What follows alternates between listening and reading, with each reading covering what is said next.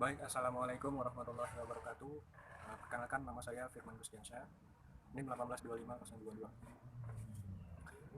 Baik, video kali ini saya akan menjelaskan beberapa materi tentang metodologi penelitian. Baik, untuk yang pertama ada materi tentang kajian teori dan pengembangan kerangka pikiran. Teori merupakan generalisasi atau kumpulan generalisasi yang dapat digunakan untuk menjelaskan berbagai fenomena secara sistematik.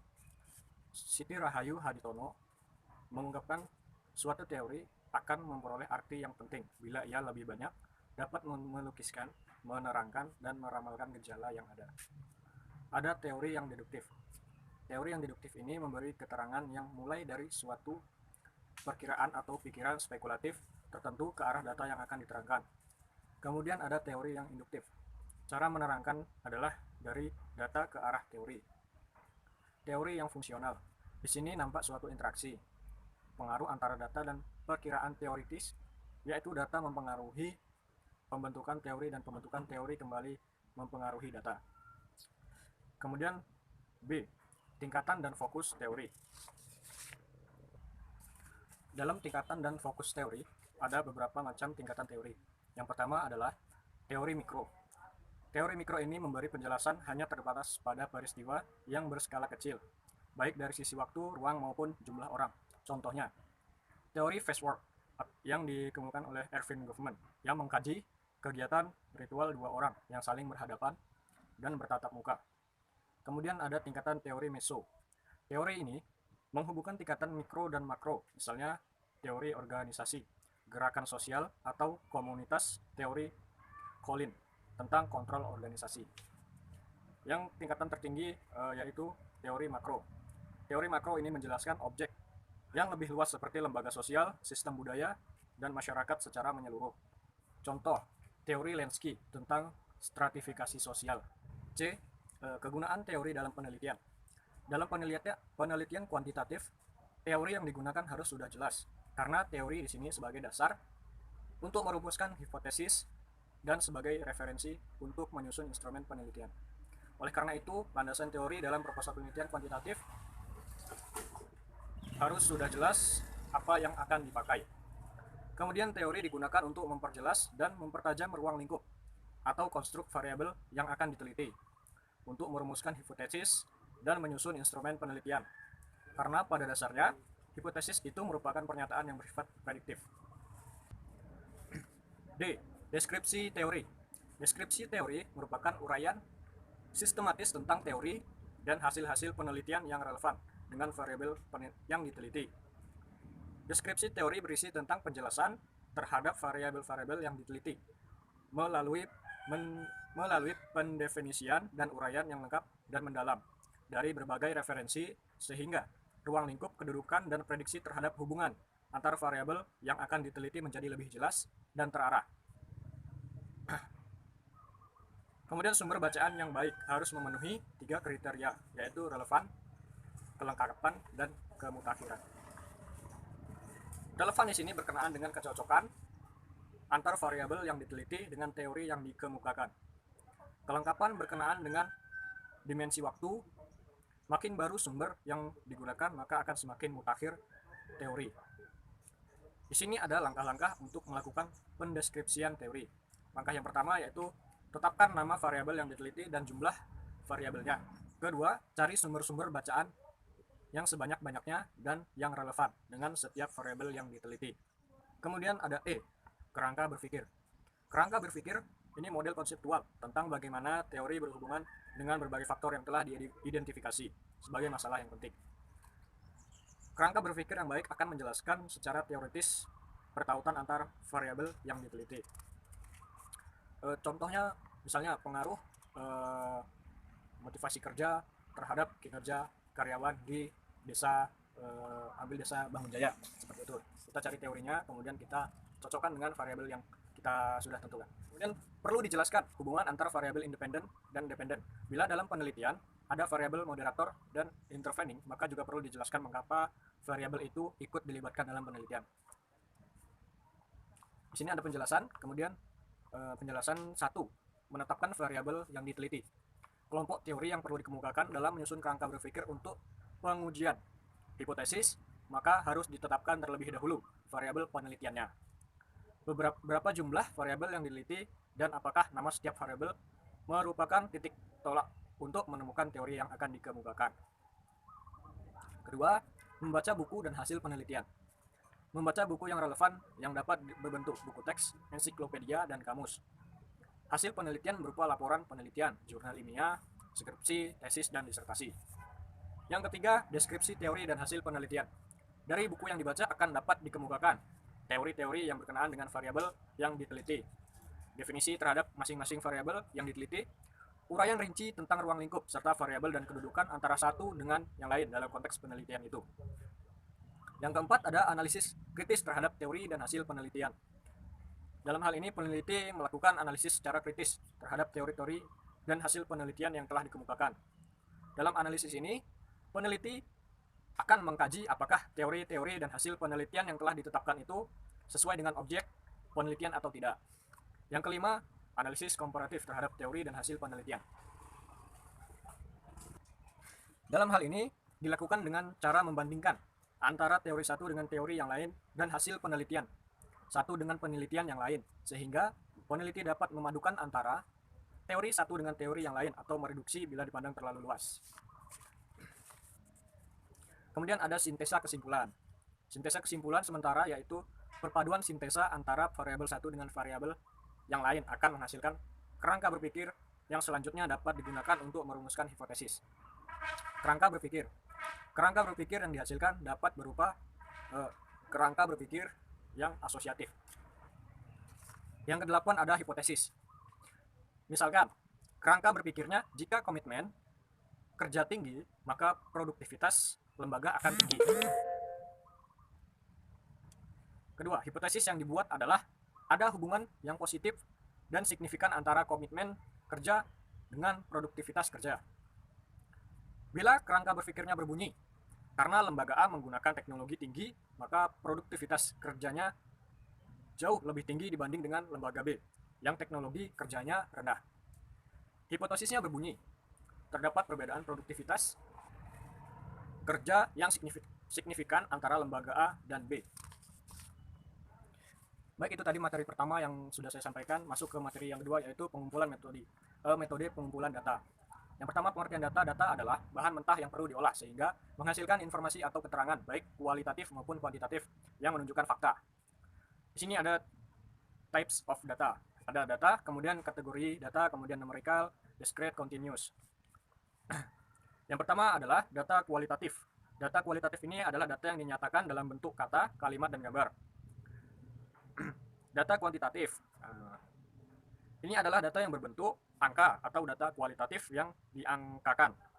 Dalam kurung scoring, baik sekali sama dengan 4, baik sama dengan 3, kurang baik sama dengan 2, dan tidak baik sama dengan 1. Kemudian ada data kuantitatif dibagi menjadi dua, yaitu data diskrit nominal dan data kontinum. Data nominal di sini adalah data yang hanya dapat digolongkan secara terpisah, secara diskrit atau kategori. Data ini diperoleh dari hasil menghitung. Misalnya, dalam suatu kelas, setelah dihitung, terdapat 50 mahasiswa, terdiri atas 30 pria dan 20 wanita. Dalam suatu kelompok, terdapat 1000 orang suku Jawa dan 500 suku Sunda, dan lain-lain. Jadi, data nominal adalah data diskrit. Kemudian, data kontinum adalah data yang bervariasi menurut tingkatan, dan ini diperoleh dari hasil pengukuran. Data ini dibagi menjadi data ordinal dan interval dan data rasio. Data ordinal adalah data yang berbentuk ranking atau peringkat, misalnya juara 1, 2, dan 3. Kemudian data interval. Data interval adalah data yang jaraknya sama tetapi tidak mempunyai nilai 0 atau absolut atau mutlak. Contoh skala termometer, walaupun ada nilai 0 derajat Celcius, tetapi tetap nilainya tidak ada.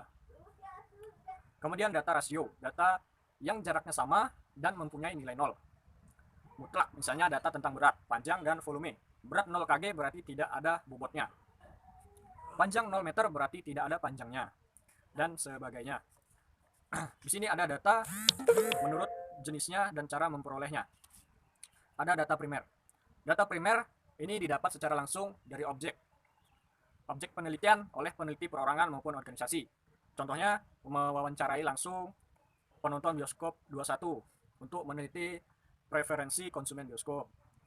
Yang kedua ada data sekunder. Data sekunder adalah data yang didapat secara tidak langsung dari objek penelitian. Contohnya data-data artikel dari Google, kemudian dari jurnal-jurnal penelitian, dan lain-lain. Data juga dibedakan berdasarkan sumber data. Ada dua data menurut sumbernya, yaitu data internal.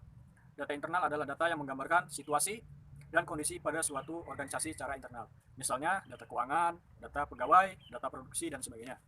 Kemudian ada data eksternal. Data eksternal ini data yang sumbernya dari luar organisasi. Contohnya ada data jumlah penggunaan suatu produk pada konsumen, tingkat preferensi pelanggan, persebaran penduduk, dan lain sebagainya. Kemudian ada klasifikasi data berdasarkan jenis datanya. Ada data kuantitatif dan ada data kualitatif.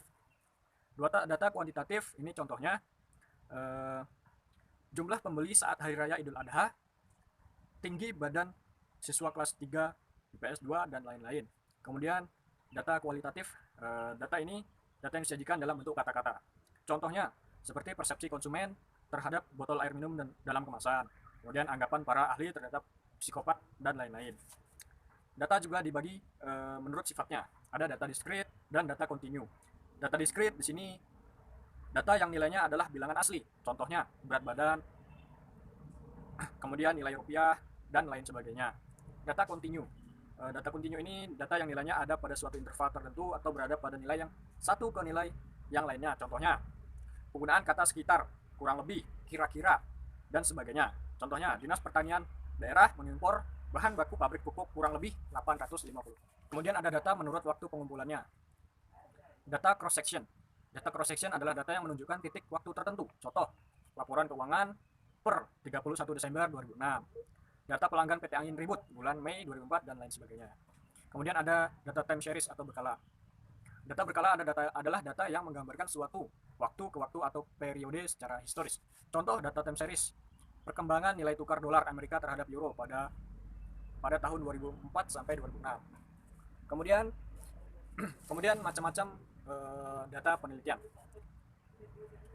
Data penelitian di sini adalah data suatu yang diketahui atau sesuatu yang diasumsikan atau anggapan. Sementara elemen adalah unit atau satuan terkecil yang merupakan objek yang akan diteliti atau diselidiki.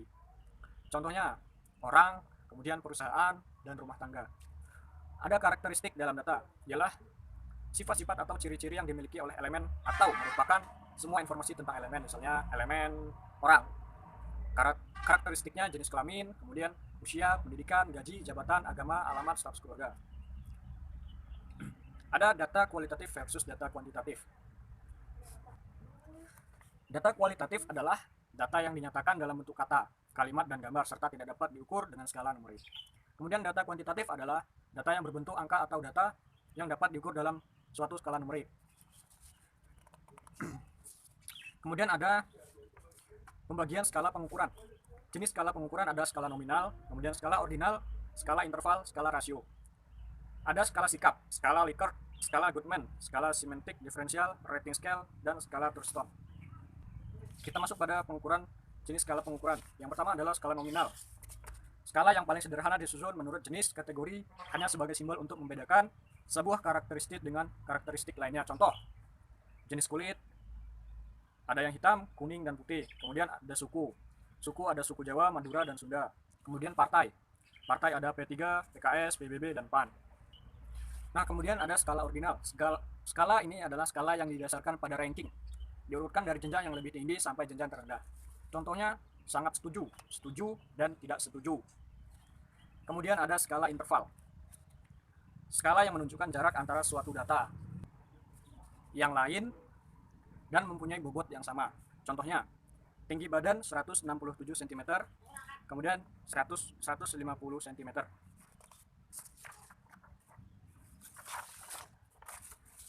Ada lagi skala rasio, skala yang mempunyai nilai 0 mutlak dan mempunyai jarak yang sama. Skala rasio adalah skala interval yang memiliki nilai dasar. Contohnya, ada IPK 0,0, kemudian 4,0, kemudian 3,50. Ada juga contohnya hasil pengukuran panjang dan berat. Nah, itu tadi materi kedua yang telah sampaikan. Kita masuk materi yang ketiga, yaitu populasi dan sampel. Populasi merupakan seluruh objek atau subjek penelitian dengan karakteristik tertentu. seluruh karakteristik atau sifat sekelompok orang, kejadian atau benda yang dijadikan objek penelitian. Kemudian sampel. Sampel adalah bagian dari populasi yang akan diteliti. Sebagian jumlah dari karakteristik yang dimiliki populasi. Jenis. Kemudian ada jenis, kriteria inklusi yang harus ada, kemudian kriteria eksklusi yang ditolak. Kemudian ada why sampel atau kenapa sampel. Yang pertama, satu kasus susah digunakan sebagai basis generasi karena banyaknya variasi dalam suatu populasi. Contoh, persepsi 3 orang buta yang memegang gajah. Kemudian ada pula pertimbangan praktis yang bikin perlu sampling. Selanjutnya ada kriteria inklusi. Kriteria di mana subjek penelitian mewakili sampel penelitian yang memenuhi syarat sebagai sampel. Kriteria inklusi perlu pertimbangan ilmiah. Ada kriteria eksklusi. Kriteria di mana subjek penelitian tidak dapat mewakili sampel karena tidak memenuhi syarat sebagai sampel penelitian. Penyebabnya adalah hambatan etis, kemudian menolak sebagai responden dalam keadaan yang tidak memungkinkan sebagai sampel. Motivasi penggunaan sampel. 1. Mencari informasi mengenai keseluruhan populasi. Kedua, informasi tersebut diperoleh dari sebagian anggota populasi saja. Yang ketiga, informasi yang ditemukan diberlakukan kepada seluruh anggota populasi. Syarat sampel yang baik. Mewakili sebanyak mungkin karakteristik populasi atau valid atau sahih. Sampel valid ditentukan oleh 2 pertimbangan. Yang pertama, akurasi atau ketepatan, tingkat ketidakadaan atau bias. Kemudian kekeliruan dalam sampel. Makin sedikit tingkat kekeliruan yang ada dalam sampel, makin akurat sampel tersebut. Presisi estimasi. Mengacu pada persoalan, sedekat mana estimasi kita dengan karakteristik populasi. Faktor untuk menentukan sampel. Yang pertama ada derajat keseragaman, kemudian rencana analisis, biaya, waktu, dan tenaga yang tersedia. Kemudian ada teknik pengambilan sampel, yaitu teknik sampling. Proses seleksi sampel yang digunakan dalam penelitian dari populasi yang ada. Contohnya probability sampling. Probability sampling adalah memberikan peluang yang sama dalam pengambilan sampel dan bertujuan untuk generalisasi. Jenis probability sampling. Ada simple random sampling, kemudian proportionate stratified random sampling, ada disproportionate stratified random sampling, dan ada cluster sampling. Simple random sampling, teknik pengambilan sampel yang memberikan kesempatan yang sama kepada populasi untuk dijadikan sampel.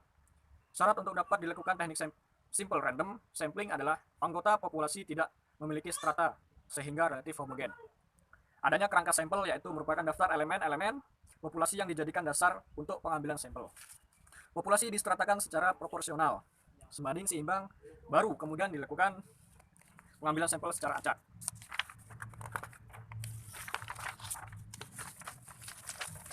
Kemudian ada cluster sampling. Objek atau sumber data luas, populasi heterogen, dan cara untuk randomisasi 2 tahap. Yang pertama menentukan sampel daerah, menentukan sampel orang. Kemudian non-probability sampling. Hal ini tidak memberikan peluang yang sama terhadap tiap anggota populasi, bertujuan untuk tidak generalisasi. Kemudian ada jenis non-probability, antara lain systematic sampling, quota sampling, accidental sampling, purposive sampling, snowball sampling, ada consecutive sampling, dan convenience sampling. Selanjutnya ada accidental sampling. Kebetulan bertemu, peneliti menemukan sampel dengan asal ambil atau asal pilih saja. Kemudian ada purposive sampling. Untuk tujuan tertentu, peneliti secara sengaja menentukan personil yang dianggap tepat menjadi sampel dengan tanpa melakukan random terlebih dahulu. Misalnya, jika ingin meneliti tingkat stres anak 1, maka yang diteliti adalah anak 1, bukan 2, 3, dan seterusnya. Ada teknik snowball sampling. Menentukan sampel dalam jumlah kecil pada awal. Kemudian sampel awal diminta untuk mengajak temannya. Contohnya, sampel A seorang peneliti mengajak 1 orang, kemudian 1 orang yang diajak mengajak kawannya lagi. Mengajak kawannya berjumlah 3 orang. Kemudian kawan yang 1 mengajak 2 orang temannya. Kemudian kawan yang 1 lagi mengajak kawannya lagi 2 orang. Dan kawan yang ketiga mengajak 2 temannya. Itulah cara snowball. Kemudian ada consecutive sampling, memilih sampel yang sesuai kriteria sampai kurun waktu tertentu. Ada convenience sampling. Sampel convenience adalah teknik penentuan sampel berdasarkan kebetulan saja. Anggota populasi yang ditemui peneliti dan bersedia menjadi responden dijadikan sampel. Jadi tidak menuruti kepentingan atau memilih-milih. Itulah tadi penjelasan sedikit tentang populasi dan sampel. Kita masuki materi yang selanjutnya, yaitu penyusunan instrumen penelitian. Instrumen penelitian merupakan suatu alat yang memenuhi persyaratan akademis sehingga dapat digunakan sebagai alat untuk mengukur suatu objek ukur atau mengumpulkan data mengenai suatu variabel penelitian. Ciri-ciri instrumen yang baik. Baik, materi selanjutnya yaitu penyusunan instrumen penelitian. Instrumen penelitian adalah suatu alat yang memenuhi persyaratan akademis sehingga dapat digunakan sebagai alat untuk mengukur suatu objek ukur atau mengumpulkan data. Ciri-ciri instrumen yang baik adalah valid, kemudian reliable, kemudian sensitif, objektivitas tinggi, dan visibilitas. Kita akan bahas satu persatu ya. Yang pertama adalah validitas. Validitas adalah kemampuan alat ukur untuk mengukur apa yang seharusnya diukur. Macam-macam validitas. Validitas rupa, validitas isi, validitas konstruk, kemudian validitas kriteria atau empiris, validitas eksternal, ada validitas prediktif. Selanjutnya reliabilitas. Bagaimana dengan konsistensi alat ukur ketika dipakai dalam proses pengukuran? Cara menentukan reliabilitas adalah tes, retest, kemudian tes belah dua atau split half, kemudian ada bentuk equivalent. Baik, kita bahas lagi mengenai susunannya. Ada variabel. Variabel yang baik adalah apa namanya, kemudian bisakah diukur. Ada teori. Teori seperti apa? Konsepnya dari siapa saja. Kemudian ada konstruk. Konstruk ini susun sendiri kalimat atau pernyataannya. Definisi konseptual sama persis dengan rumusan konstruk.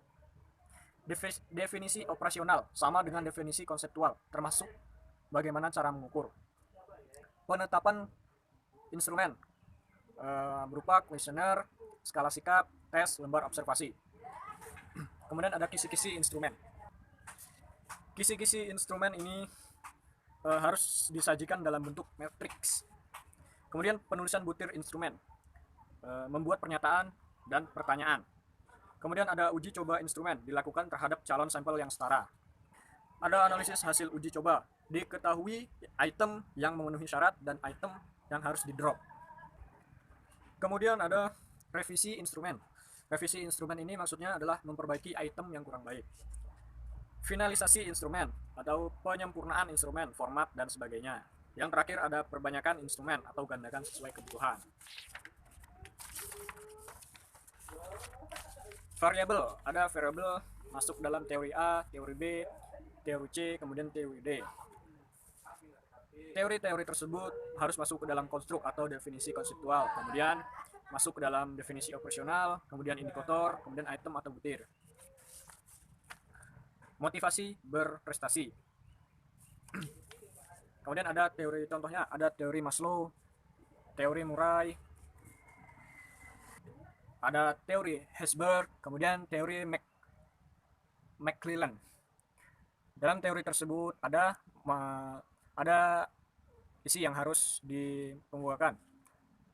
Antara lain adalah motivasi berprestasi adalah kesungguhan atau daya dorong seseorang untuk berbuat lebih baik dari apa yang pernah dibuat atau diraih sebelumnya, maupun yang dibuat atau diraih orang lain.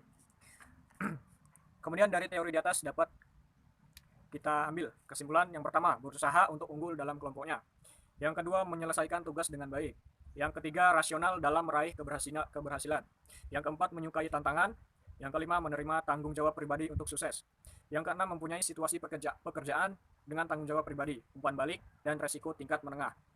Kemudian dari kesimpulan tersebut, maka diambil butir pertanyaan dan pernyataan. Baik, itulah tadi pemaparan tentang materi ketiga. Kita masuk ke materi yang keempat, yaitu validitas dan reliabilitas instrumen. Validitas, menurut beberapa ahli, yaitu menunjukkan sejauh mana suatu alat instrumen mengukur apa yang seharusnya diukur. Giseli, 1981. Sementara itu, Azwar pada tahun 2000 mengartikan validitas sebagai sejauh mana ketepatan dan kecermatan suatu alat ukur dalam melakukan fungsi ukurnya. Kemudian pengertian reliabilitas, seberapa besar variasi tidak sistematik pada penjelasan kuantitatif dari karakteristik individu jika individu yang sama diukur berkali-kali, menurut Giseli 1981. Dengan demikian, reliabilitas pada dasarnya adalah sejauh mana hasil suatu pengukuran dapat dipercaya. Validitas eksternal, bila data yang dicapai dapat digeneralisasi ke semua objek, situasi, dan waktu yang berbeda. Pemilihan sampel yang tidak bias, jumlah sampel besar. Yang ketiga, melibatkan banyak situasi, kemudian periode waktu yang relatif panjang. Validitas internal digunakan untuk menjawab pertanyaan, apakah penelitian sudah menggunakan konsep yang seharusnya atau actually. Yang pertama ada content validity, ketiga criterion related validity, ketiga construct validity. Content validity, jika instrumen yang digunakan dianggap cukup mencakup topik yang sudah didefinisikan sebagai dimensi dan elemen yang menggambarkan konsepnya. Yang kedua, criterion related validity, digunakan untuk mengukur perbedaan-perbedaan individual berdasar kriteria yang digunakan. Yang ketiga ada construct validity, menunjukkan seberapa baik hasil yang diperoleh dari penggunaan instrumen sesuai dengan teori yang digunakan untuk mendefinisikan suatu konstruk. Ada dua konstruk validity, yaitu validitas konvergen dan validitas diskriminan. Kita masuk ke reliabilitas. Yang pertama, stabilitas teknik paralel. Pada teknik ini kita membagi kuesioner kepada responden yang intinya sama, akan tetapi menggunakan kalimat yang berbeda. Misal, apakah menurut saudara harga tiket di kereta ini tidak mahal? 2. Apakah harga di kereta ini telah sesuai dengan pelayanan yang saudara terima? Kemudian teknik ulang. Pada teknik ini membagi kuesioner yang sama pada waktu yang berbeda. Misalnya, pada minggu pertama ditanyakan, bagaimana tanggapan saudara terhadap kualitas dosen di Universitas Cali Bakal? Kemudian pada minggu ketiga ditanyakan pertanyaan yang sama. Kedua ada konsisten. Konsistensi ada dua sub, yaitu ada intern item konsistensi. Ini adalah konsistensi jawaban responden atas semua item quest atau instrumen, diukur dengan korelasi yang tinggi antara masing-masing quest. Yang kedua, split hub reliability, menunjukkan korelasi antara dua bagian quest, diukur dengan koefisien korelasi yang tinggi dari dua kelompok tersebut. Kemudian ada validitas eksternal, dapat digeneralisasi lebih bila diterapkan pada orang, setting, dan waktu yang berbeda. Internal, apakah tes tersebut benar-benar mengukur apa yang seharusnya diukur. Itulah tadi mengenai materi validitas dan reliabilitas instrumen. Baik, kita lanjut ke materi yang selanjutnya, yaitu teknik pengolahan, penyajian, dan analisis data. Teknik pengolahan data. Pengolahan data adalah proses untuk memperoleh data ringkasan berdasarkan kelompok data mentah. Tujuannya untuk mendapatkan data statistik yang dapat digunakan untuk melihat atau menjawab persoalan secara kelompok. Pengolahan data 1. Untuk memperoleh data statistika, maka data yang telah dikumpulkan dari elemen-elemen yang diselidiki harus diolah. Pengolahan data 2. Data mentah yang dikumpulkan apabila diolah apalagi disajikan dan dianalisis akan lebih bermanfaat sebagai dasar pembuatan keputusan. Kemudian metode pengolahan data dibagi menjadi dua, yaitu pengolahan data secara manual dan secara elektronik. Pengolahan data secara manual. Pengolahan data secara manual dilakukan untuk jumlah observasi yang tidak terlalu banyak, kemudian memerlukan waktu yang sangat lama. Contohnya, pelaksanaan pemilu menggunakan polymark. Kedua yaitu pengolahan data secara elektronik, memerlukan bantuan komputer, meminimalisir tingkat kesalahan, memerlukan adanya program sesuai dengan kebutuhan. Dapat dilakukan pengolahan lebih lanjut. Kemudian teknik penyajian data. Penyajian data dapat dilakukan dengan dua hal, yaitu menggunakan tabel dan menggunakan grafik. Tabel merupakan kumpulan angka-angka yang disusun menurut kategori-kategori sehingga memudahkan dalam pembuatan analisis data. Contohnya, jumlah pegawai menurut pendidikan dan masa kerja. Grafik merupakan gambar-gambar yang menunjukkan serta visual data, berupa angka ataupun simbol yang biasanya berasal dari tabel yang telah dibuat. Jenis data. Jenis data yang biasa disajikan dalam bentuk tabel dan grafik ada dua, yaitu cross-section data, kedua, dan data berkala. Bentuk tabel ada tiga, yaitu yang pertama tabel satu arah, yang kedua tabel dua arah, yang ketiga tabel tiga arah. Kemudian bentuk grafik ada 5 macam. Yang pertama grafik garis, grafik batang atau blok, grafik lingkaran atau pie chart, kemudian grafik gambar atau piktogram, kemudian grafik berupa peta. Itulah tadi mengenai grafik dan tabel. Kita masuk ke materi berikutnya, yaitu analisis data. Langkah-langkah dalam analisis data kuantitatif ada data coding, data entering, data cleaning, data output, dan data analyzing. Pengkodian data atau data coding, proses penyusunan secara sistematis data mentah yang terdapat dalam kuesioner ke dalam mesin pengolah data semisal SPSS. Contohnya, Variabel jenis kelamin, 1 laki-laki, 2 perempuan. Variabel jenis pekerjaan, ada contohnya TNI, PNS, karyawan, dan dosen. Data coding digunakan sebagai dasar dalam pembuatan buku coding atau coding book. Kuesioner dalam pertanyaan tertutup lebih mudah untuk dilakukan coding apabila dibandingkan dengan pertanyaan terbuka. 2. Ada pembersihan data atau data cleaning. Kegiatan untuk memastikan bahwa seluruh data yang telah dimasukkan ke dalam mesin pengolahan data sesuai dengan keadaan sebenarnya. Data cleaning harus dilakukan dengan teliti agar data dapat diolah dengan mesin pengolah data sehingga mendapatkan data valid. Contoh kuesioner. Apakah Anda menggunakan Pepsodent? Jawabannya A, B, tidak. Lanjut ke nomor 12. Pertanyaan kedua, apakah Anda puas dengan khasiat Pepsodent? Jawabannya A, puas, dan B, tidak. Begitu seterusnya. Kemudian ada data output. Data univariat atau analisis satu variabel dalam bentuk tabel dan grafik, ukuran pemusatan, median modus, ukuran persebaran. Baik, itulah tadi beberapa materi yang telah saya sampaikan. Semoga bermanfaat dan dapat dimengerti. Dan saya mohon maaf apabila ada kekurangan dan kesalahan dalam penyampaian. Saya mohon maaf. Saya akhiri. Assalamualaikum warahmatullahi wabarakatuh.